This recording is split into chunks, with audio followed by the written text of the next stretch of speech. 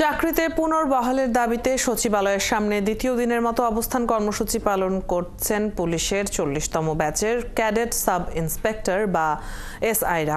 সোমবার সকালে প্রথমে সচিবালয়ের সামনের সড়কে জড়ো হলেও পরবর্তীতে সচিবালয়ের উল্টো দিকের সড়কে অবস্থান নেন তারা।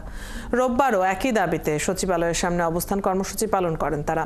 সোমবার অবস্থান কর্মসূচির পালনকালে তাদের 3 সদস্যের একটি প্রতিনিধি দল সচিবালয়ে স্বরাষ্ট্র সচিব নামিমুল গনির সাথে দেখা করেন। পরে তারা জানান তাদের পুনর্বহালের বিষয়ে সর্বোচ্চ চেষ্টার কথা জানিয়েছেন সচিবের বক্তব্যে সন্তুষ্টি জানিয়েছেন আন্দোলনকারীরা।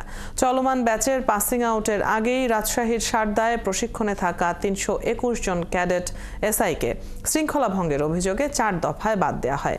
বাদ পড়া ক্যাডেট এসআইরা দাবি করেন শৃঙ্খলা ভঙ্গের যে অভিযোগ তাদের বিরুদ্ধে তোলা হয়েছে সেটা সঠিক ছিল না।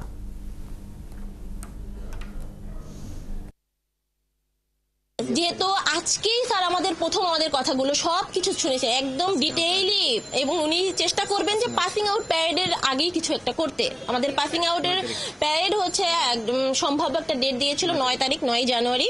তো এখন আশা করি আমরা হয় পাসিং আউট প্যারেডে যুক্ত হব, তা না হলে পাসিং আউট প্যারেডটা একটু পিছিয়ে দেবে, হয়তোবা আমরা সেখানে যুক্ত হওয়ার চেষ্টা করব। আশা করছি যে ভালো কিছু হবে। তো স্বরাষ্ট্র সচিব মহোদয় স্যার এটা বলেছেন যে তোমরা খুব দ্রুতই ভালো কিছু আশা করতে পারো, আমরা এই বিষয়ে কাজ করব।